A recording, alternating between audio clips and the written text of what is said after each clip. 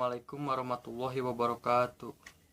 Mangga orang sami-sami panjatkeun puji sareng syukur ka Allah Subhanahu wa taala, di mana dina kesempatan ieu urang sadaya tos dipasihan kesempatan kempel sareng dina kaayaan sehat walafiat.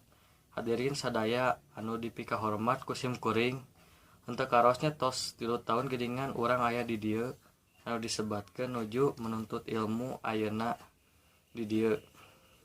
Salerusna urang sadaya teh bakal papisah ti sakola ieu.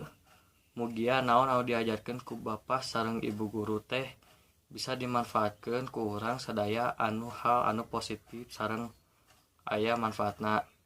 Mugia amal sareng ibadah ibu sareng bapa guru anu tos ikhlas ngajar urang sadaya sina pinter, kenging, wawalesan tina Allah Subhanahu wa taala.